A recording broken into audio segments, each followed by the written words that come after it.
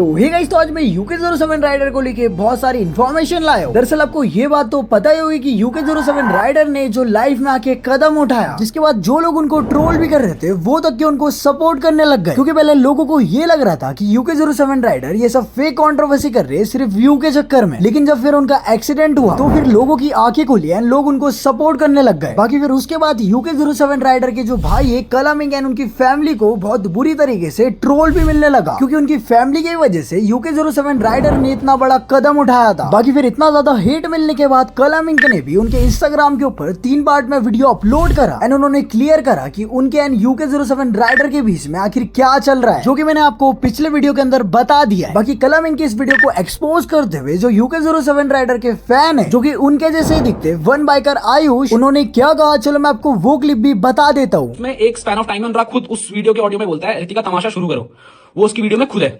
Justify कर देना जो फैंस अभी उसके मुझे गाली दे रहे हैं कि इसका क्या मतलब है, रितिका तमाशा करना शुरू कर दो उधर।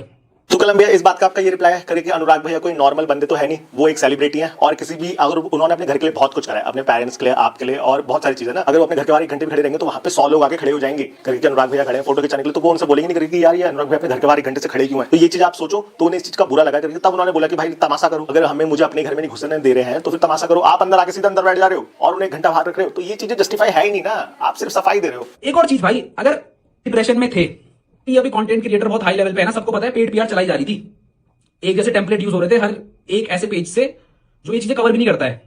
तो आप पेड पीआर कौन चला रहा था, आप या आपकी मैनेजमेंट? तो ये चीजें मैं आपको क्लियर कर देता हूँ कलम भैया, पेड पीआर की हम लोगों को जरूरत है नहीं, अनुराग भैया को भी पेड पीआर की जरूरत नहीं, क्योंकि उनके ऑलरेडी 7-8 मिलियन है, तो उन्हें क्या जरूरत है, वो खुद एक मीडिया है ना, पेड पीआर वो क्यों करवाएंगे। आपके अभी 4 लाख फॉलोअर्स हैं, आपको जरूरत है इन सब चीजों की, पेड पीआर की, और जो कि मैंने आपके फैन पेजेस को एक्सपोज भी कर ही दिया था। तो यहाँ पर ये जस्टिफाई है, ये चीज तो ऑडियंस खुद जानती है कि किसे पेड पीआर की जरूरत है, आपको या उनको। ये चीजें खत्म हो जाए, आप दोनों एक साथ आ जाओ। और गाइज मैं आप लोगों से भी बोल देता हूँ, जितने भी मेरा वीडियोस देख रहे हैं, अगर देहरादून में भी देख रहे हैं, तो प्लीज अनुराग भैया के घर के आगे मत जाओ, आंटी अंकल को बुरा भला मत बोलो, ना कलम भैया को बोलो, किसी को भी मत बोलो, हम ऑलरेडी जीत चुके हैं गाइज। क्योंकि सच को अग्नि परीक्षा की जरूरत पड़ती है और वो चीज अग्नि परीक्षा अनुराग भैया ने दे दी है ना, आज वो हमारे बीच में और रिकवर कर रहे हैं। कि कलम भैया ने एक लाइन बोली कि प्रेमानंद जी महाराज ने बोला कि पिछले कर्मों को लेकर, तो अनुराग भैया के पिछले कर्म ऐसे थे कि वो गाड़ी 4 बार पलटी है और तब भी अनुराग भैया को आज वो हमारे संग है और वो भी हील अप हो रहे हैं। आप समझ रहे हो कर्म, यही चीजें बोलूंगा। जब अनुराग भैया के संग मैं मिला हॉस्पिटल में, जब मैंने उन्हें देखा, मैं लिटरली मेरी आंखों से आंसू नहीं रुक रहे थे। अनुराग भैया का हाथ पकड़ा तो अनुराग भैया ने बोला करके कि कभी किसी को जवाब मत दो, क्योंकि सच को जवाब देने की जरूरत नहीं पड़ती, वो एंड ऑफ द डे जीत ही जाता है। एंड वही पे जज प्रभजोत, जो कि एक मोटो व्लॉगर है एंड स्टार्टिंग से इनके एंड UK07 राइडर की बिल्कुल भी नहीं बनती थी। इन्होंने तक कि अब UK07 राइडर के एक्सीडेंट पे रिएक्ट किया एंड उनको सपोर्ट किया है। बाकी इन्होंने क्या कहा चलो मैं आपको वो क्लिप भी बता देता हूँ। देखो जी, मैटर थोड़ा सीरियस है और मैं अपनी टिप्पणी नहीं देना चाहूंगा, ठीक है। और हमारा ऐसा हो गया ना कि हम सोशल मीडिया पे ना बोले तब बुरे, अगर बोले तब बुरे, ऐसा हो जाता है। इन्फ्लुएंसर देखने में आसान है, लेकिन भाई उसको करना बहुत मुश्किल है। कहते हैं ना बड़ा इन्फ्लुएंसर बनना है, हमें बड़ा बनना है। भाई बड़ा बनने में बहुत चीज होती है, दिमाग की ऐसी धई रहती है ना। तो अभी मैं, आप लोग समझ गए मैं किसके बारे में बात करना चाह रहा हूँ, मैं अनुराग के बारे में बात कर रहा हूँ, यूके की। तो उसका एक्सीडेंट हुआ, देख के बहुत बुरा लगा। इवन मैंने उसको मैसेज भी करा।